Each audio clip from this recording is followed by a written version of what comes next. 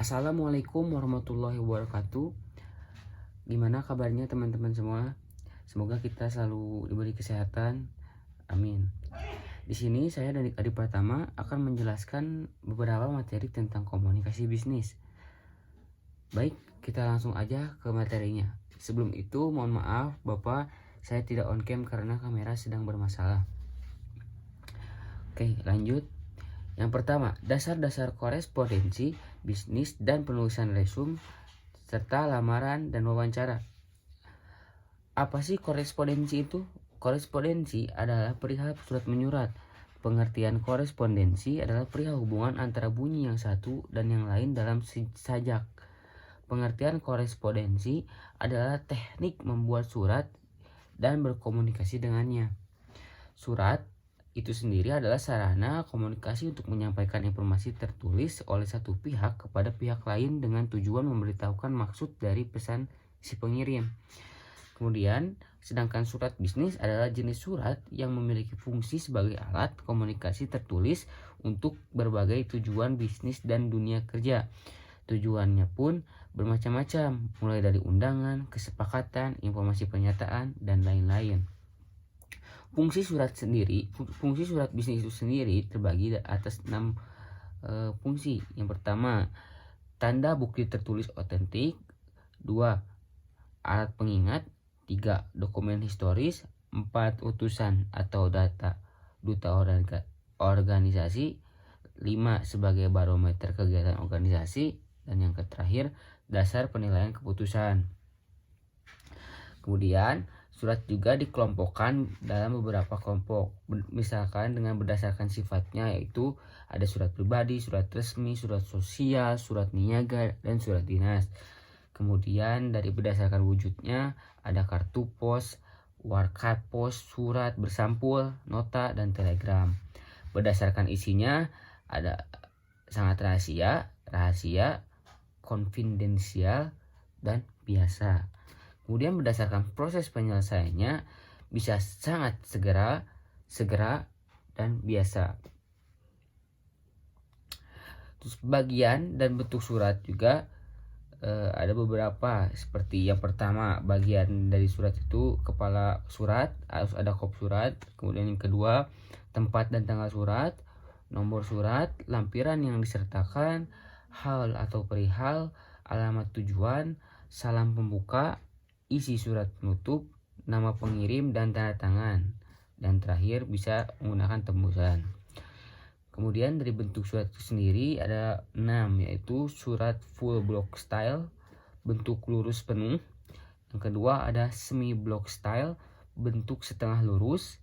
Yang ketiga ada block style, bentuk lurus. Yang keempat ada indented style, yaitu bentuk lekuk. Yang kelima ada hanging paragraph style, yaitu bentuk alinea menggantung. Dan yang terakhir ada official style, bentuk resmi. Kemudian surat lamaran pekerjaan. Surat lamaran pekerjaan adalah surat yang berisi permohonan untuk bekerja di suatu lembaga, perusahaan, atau perseroan terbatas seperti PT, yang pada umumnya memiliki bagian-bagian berisi identitas diri, jasa yang dapat dilakukan, pendidikan, hingga keterangan keahlian dan pengalaman. Isi surat lamaran pekerjaan terdiri dari tempat dan tanggal penulisan surat, kepada yang terhormat, nama orang beserta gelar dan jabatan atau perusahaan yang dituju. Yang ketiga, alamat lengkap perusahaan juga tidak boleh dilewatkan.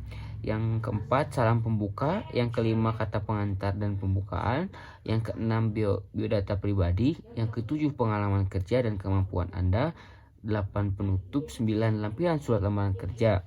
10, biasanya sering perusahaan meminta agar yang Anda tuju semakin yakin untuk menerima Anda. Lampirkan juga hal yang menambah nilai Anda seperti sertifikat, ijazah, fotokopi KTP, dan riwayat hidup yang kayak gitu. Yang 11 terakhir yaitu hormat saya, tanda tangan, dan nama lengkap Anda.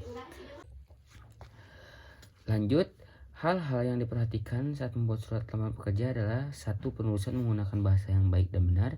2. Format penulisan tersusun rapi. Pemilihan bahasa yang tidak bertele-tele. 3. Surat lamaran kerja ditulis oleh sendiri. 4. Lengkapi data-data yang dibutuhkan oleh perusahaan yang dilamar. Dan terakhir, lampiran surat pendukung lainnya seperti sertifikat dan pengalaman kerja yang sebelumnya saya jelaskan. Kemudian resume. Resume adalah dokumen yang berisi ringkasan pengalaman, keahlian, pendidikan, dan pencapaian seseorang. Dengan kata lain, resume adalah dokumen yang dibuat untuk memberikan gambaran singkat mengenai calon karyawan, terutama dari sisi pengalaman dan kemampuan. Format resume itu sendiri secara umum, penulisan resume adalah sebagai berikut, seperti tanggal dan tempat penulisan resume, nama perusahaan beserta alamat lengkap perusahaan yang hendak dilamar, salam pembuka, kata pengantar, biodata diri, kemampuan atau skill yang kalian miliki, dan pengalaman kerja, magang atau semacamnya. Terakhir ditutup. Selanjutnya wawancara kerja. Wawancara kerja atau interview kerja merupakan salah satu tahapan yang harus dilalui oleh seseorang yang sedang mencari pekerjaan. Oleh karena itu, momen ini kerap menjadi kondisi yang mendebarkan. Yang harus dilakukan, pertama, salam hangat, sapa semua orang yang ada di sana. Yang ketiga, bercerita tentang pribadi Anda dan data diri Anda secara singkat dan jelas. Ceritakan tentang pekerjaan dan job desk-nya. Coba fokus ke skill dan komputer yang bisa Anda jual di posisi itu. Yang terakhir, jika tidak memiliki pengalaman, Anda bisa menceritakan aktivitas sehari-hari. Jangan melakukan seperti menyampaikan data pribadi terlalu detail dan bertele-tele. Menceritakan hobi ini akan menjadi intermezzo saja, jangan dijadikan komponen pertama saat pengenalan diri. Yang ketiga, cerita sifat semu, semisal contohnya, saya siap bekerja keras dan bertanggung jawab demi kemajuan perusahaan. Ya, jadi sebenarnya mending kita lebih spesifik aja gitu ya, spesifik, jelas, padat, pasti. Dan yang terakhir, menghibah perusahaan gitu. Selanjutnya, materi tentang pembuatan laporan, proposal, presentasi, dan serta bisnis negosiasi. Laporan itu sendiri adalah catatan terperinci mengenai akun seorang nasabah yang meliputi perkiraan debit, perluasan kredit, transfer antar akun, dan biaya. Jenis-jenis laporan informatif adalah laporan yang isinya hanya berisi informasi. Laporan rekomendasi adalah laporan yang isinya bersifat penilaian sekilas tanpa adanya pembahasan lebih lanjut.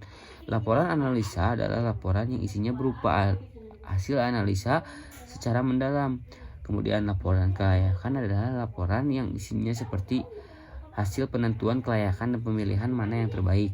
Dan terakhir, laporan pertanggungjawaban adalah laporan yang berisi pertanggungjawaban tugas seseorang atau kelompok kepada atasan yang memberi tugas tersebut. Penulisan laporan singkat terbagi dua, ada karakteristik laporan singkat. Karakteristik laporan singkat, kebanyakan laporan singkat hanya mencakup materi pendukung yang relatif sedikit bagi pencapaian komunikasi yang efektif. Laporan singkat itu sendiri dapat berbentuk memo ataupun surat yang terdiri atas 1 atau 2 halaman.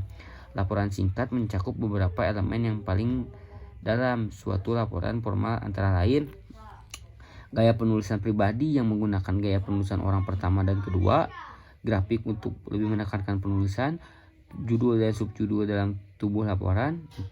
Format memo atau surat. Perencanaan laporan singkat. Dalam perencanaan suatu laporan singkat ada beberapa hal yang perlu diperhatikan, antara lain audiens, tujuan, dan subjek laporan.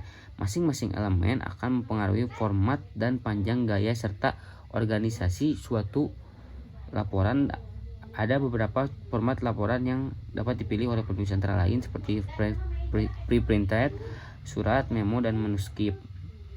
Kemudian presentasi bisnis. Presentasi bisnis merupakan bentuk komunikasi yang berorientasi pada proposal yang disajikan dalam suatu lingkungan bisnis kepada halayak yang relatif homogen dari berbagai tingkat pengambilan keputusan. Alat bantu presentasi itu sendiri seperti papan tulis, slide, papan tulis elektro, video casting recorder, panel, flip chart, dan transparansi overhead projector. Kemudian tujuan presentasi adalah menginformasikan pesan-pesan bisnis kepada audiens, menghibur audiens, menyentuh emosi audiens, dan terakhir memotivasi audiens untuk bertindak sesuatu. Dan Kemudian yang terakhir adalah negosiasi. Negosiasi adalah bentuk interaksi yang dilakukan untuk mencapai suatu kesepakatan. Negosiasi biasa dilakukan di antara dua pihak atau lebih dengan kepentingan yang saling bertentangan. Pihak yang memiliki program pihak pertama menyampaikan maksud dengan kalimat yang lebih santun dan jelas terperinci. Itu adalah proses negosiasi. Kemudian jenis-jenis negosiasi ada negosiasi formal, negosiasi informal, negosiasi dengan pihak penengah, negosiasi tanpa pihak penengah, negosiasi kolaborasi, negosiasi demonstrasi, negosiasi akomodasi, dan negosiasi loss-loss. Kemudian tujuan negosiasi itu sendiri adalah mencapai kesepakatan bersama, mengurangi perbedaan porsi dan konflik terhadap tiap pihak, menyatukan suatu pendapat sehingga bisa menguntungkan kedua belah pihak atau lebih dalam negosiasi, seperti contohnya mencapai win-win solution, dan yang terakhir mengatasi atau menyesuaikan perbedaan untuk memperoleh suatu dari pihak lain tanpa dipaksakan. Mungkin sekian presentasi dari saya. Terima kasih sudah mendengarkan. Maaf bila ada kesalahan. Assalamualaikum warahmatullahi wabarakatuh.